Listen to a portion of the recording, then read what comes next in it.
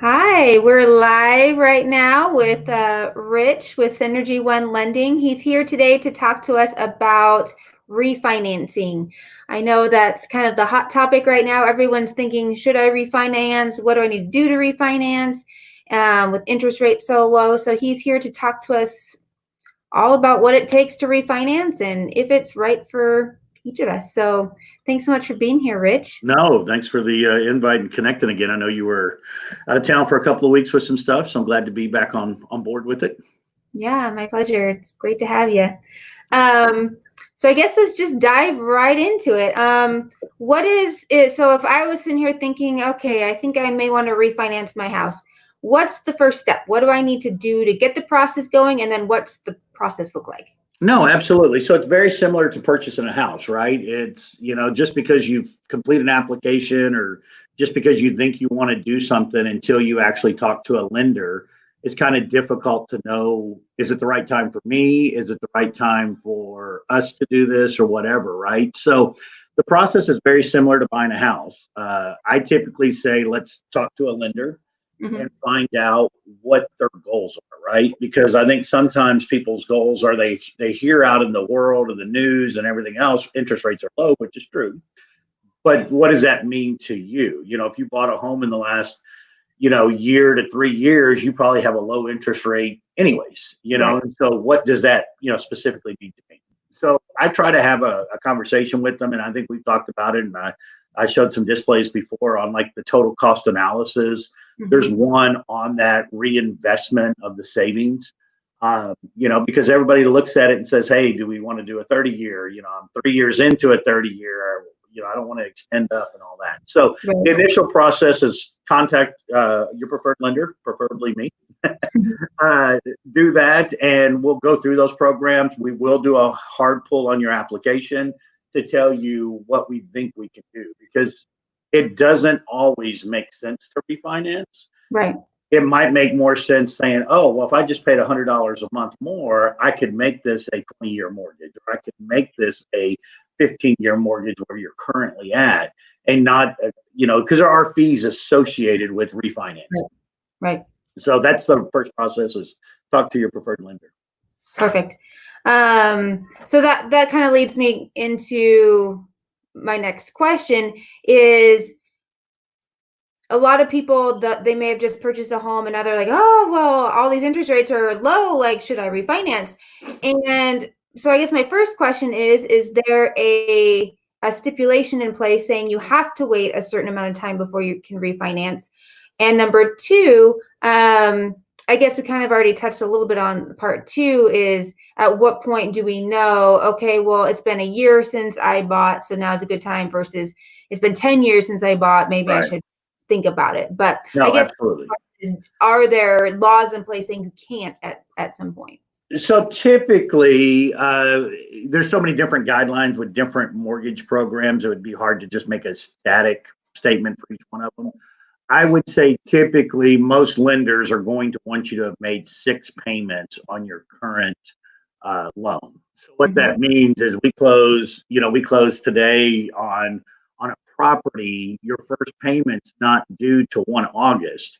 So that's 6 months from that date, which you're Right. kind of been in the house 7.5 months, right? So that's kind of the rule of the thumb. And it's just, again, depending on what you put down, depending on, there's not a whole lot of equity appreciation in 6 months, right?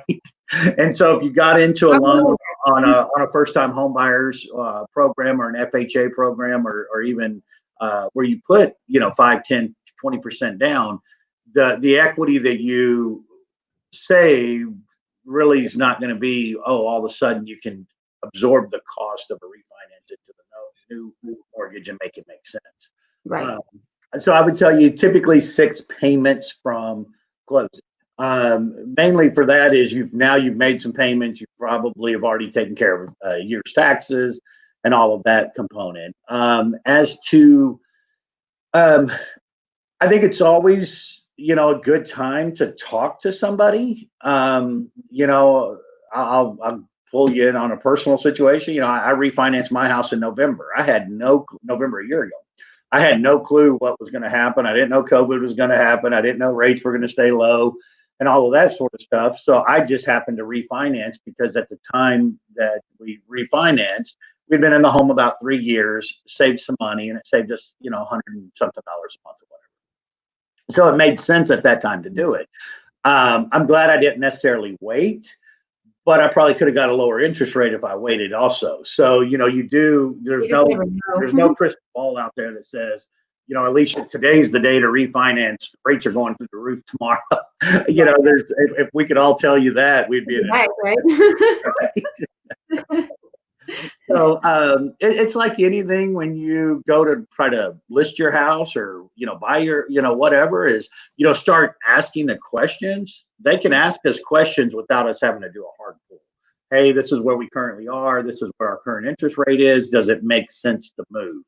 And I would tell you that there is kind of a rule of thumb. It used to be 2 points or two. Like say for instance, you had a 6.5% interest rate. If you could get 4.5, it absolutely made sense to do that. I would tell you today that's not as common because the interest rates aren't as high, right? And so maybe you did a 3.99 a year ago and you can get 3.375 today. Does it make sense to do that? What? Again, I'll go back to the initial consult call with us. What is your goal? If your goal is just to refinance for the sake of refinancing, I would tell you you're going to save yourself a lot of headache and just pay extra each month to get it paid down. So yeah, because that kind of leads into the next question. There's closing costs involved with refinancing your home. So what do you see as kind of the typical amount someone can expect to pay to refinance? Because that plays a lot into whether or not someone wants to, like you said, because it doesn't make sense. Are you going to save enough to offset how much it's going to cost to actually refinance? right, and this answer is going to be a little bit longer than most. So I'll try to simplify it too. Right, is like if you try to refinance in June of this year, you have to establish escrow for 9 months. So that's 9 months of your taxes. And so if you're in, the Frisco, Plano, North Texas area, that could possibly be, $500, $800, $900 a month Right. times nine that you have to add back into your loan. Now you're getting 6 months back from your current company here, but you are adding that money to your loan cost, if you will. Right. So the reestablish of escrow typically is more of a tipping point if it makes sense or not, because that's a huge chunk of money here in Texas. Right. Overall, you've got your lender fees and your title fees, right? And so that you have $14.90 with typical lender fees for us, and then 1% for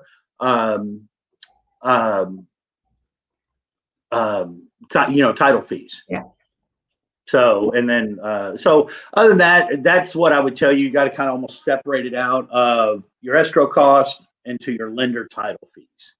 You do get a title break, if you've, refinanced, especially we use the same title company and things of that nature. So there is ways that we can curb some of that cost.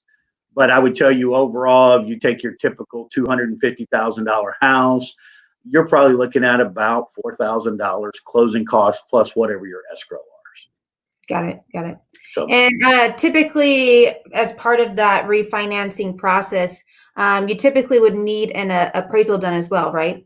You would. Now, I say that because that's kind of changed a little bit. Fannie and Freddie came out here in the last, let's call it 3 months, and said there are homes that do get escrow waiver. Those are typically your ones that have 20% equity in it.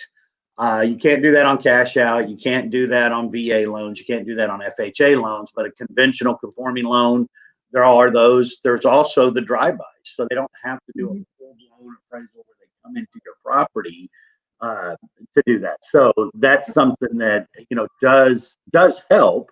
I've got a deal working down in Austin right now, and it has an appraisal waiver. It doesn't even want one, but they've got equity from where they owe to what the house is estimated to be worth. So the credit's good and all that sort of stuff.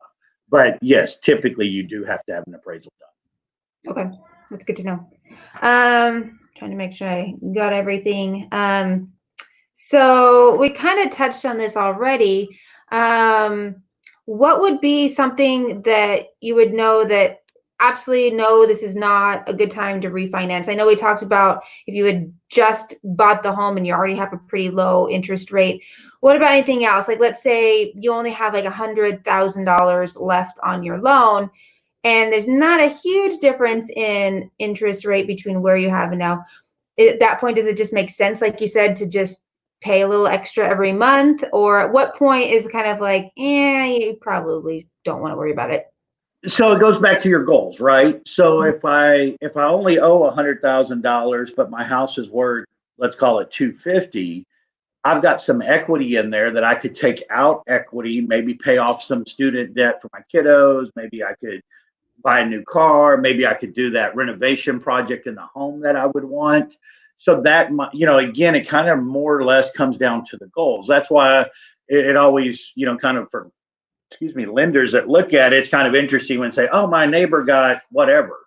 Well, we have Mhm. no clue what your neighbor, which loan program they chose because there were so many of them, right? So when you look at it, is if the ideal is just to get it paid off quicker, $100,000 loan, pay the extra money each month and be done with it, because you will pay it off sooner than what it will cost to try to reestablish the title fees and the lender fees and all of the fees that go on to it. You just won't make that money back. Right. Um, if it's a situation where, I want to get rid of PMI, even Mhm. though I don't have a ton of equity in it, but I've got enough equity to get rid of PMI. Well, PMI can be pretty extensive. Right. So let's call it anywhere, that $100 to $300 a month PMI. If you can get rid of that, even if the interest rate stays the same, but you get rid of that fee, that Yeah. makes sense to you, right? So because now you're saving $2,400, $3,600 a year. Right. Now you can reinvest that money somewhere. So I would tell you each situation is different, Hmm. but what are you trying to get out of it? If you're just trying to get the lowest rate, let's have a conversation and see if you're willing to pay that. If you're just trying to get different terms, saying, hey, I'm getting up there in age. I'd like to have my mortgage paid off by the time I'm 60. I need to knock this down to a 15-year mortgage because I currently have 27 years on it. Let's look at that, right? But very few people, as you and I both know, don't stay in their homes or keep their current financing for the 30 years. We really Right. do, mortgages typically in that 6 to 9, age aspect of Right. it. Right. Okay. So you kind of touched on this in your other answer. So if someone has other debts that they want to take care of, are they able to wrap that up then in the refinance, pay all those other things off with that? And does that affect their interest rate at all if that's something they want to do? Great questions on both. Yes, the interest rate is typically a little bit higher when you do what is considered a cash out or a debt consolidation loan, right? So if you have equity in the state of Texas, you have to have 80% equity to be able to do that. So what does that mean? Your home's worth $100,000, your max loan amounts can be 80, and so then if you look at it at 200 to 160, just kind of Mhm. go forward from there. The equity, where that to me makes a ton of sense, if let's say you have $40,000 of equity that you can borrow, even if let's say it's at 4%, I'm not aware of any credit card out there that's at 4%, right? So now you've rearranged your debt threshold, cleared up some credit availability and alleviated that debt at a cost of 4%, where your credit cards are 19, 22, depending on your credit scores. That could even be higher depending on the credit card itself. Again, I think that's a great question to have, is look at your overall picture. And I think so many consumers come to you and just want to know what the lower interest rate is. Well, now if you can alleviate some debt or shift some debt, now Mhm. your total debt is way less at a 4% interest rate than they are at a blended rate, Right. whatever credit card is. Right. So that absolutely makes sense. The other thing that I see a lot of, especially during this COVID situation, is people sitting at home and saying, "Okay, I want to redo the kitchen, or I want I want an outdoor living area, or I Mhm. want more space that's more appeasing to us." that is something else you can take out debt. You can say, Got okay, it. hey, this project's $40,000. Instead of putting it on those high interest credit cards, I can just pay the $40,000 here, get the outdoor kitchen and cabana, and now it's just part of the home loan. Got it. No, that makes sense. Yeah, so it seems like there's a lot of really great tools out there that people can utilize that sometimes we don't even realize that we have within the home. I Let think me that's pretty say this one if I could too on that. Yeah. I've seen people take equity out of an existing home, use that equity to buy an investment property. Now they're creating their real estate portfolio. That's actually So, what you know, again, now you're looking at saying, well, I want to buy that $150,000, $200,000 rental property that will cash flow me. I can get a low interest rate on that. I can get the equity out of my house to do that. And then they can start building their real estate portfolio. And really all they're doing is having somebody else pay their debt, right? Because you're borrowing from yourself, but you're collecting it in lease. So as you look at it, that's kind of where we want to go with what is their plan, right? Because you and I've talked about this on the clients that we call. While we love working with every one of our clients, we want them 6 months from now to be talking in their backyard about how much fun it was and what they got out of it. Very few people 6 months after they move will talk about, oh, I got this great interest rate, and blah, blah, blah. You know, it is important. I do not want to dismiss the interest rate being important. There are so many more things that go into it than just rate. Yeah, yeah. And like you said, it really comes down to your goals. What are you wanting out of this? Right. And then there's so many different things available to accomplish those goals if we know and understand what those goals are. So. Absolutely. Because, you know, now you've increased your portfolio, your assets, you know, all sorts of stuff. And you can still do that wonderfully with real estate. Excellent. Well, thank you, Rich. If anyone has any questions about what's available to them and what you can use your home for as far as investments or debts or really anything, or just paying it off faster, just give Rich a call. He's happy to answer any of your questions and help you reach the goals that you individually have. So thank you again, Rich. We really thank you. We'll talk soon. Your help. So all right. Thank you so much. Thank you so much. All right. Bye-bye.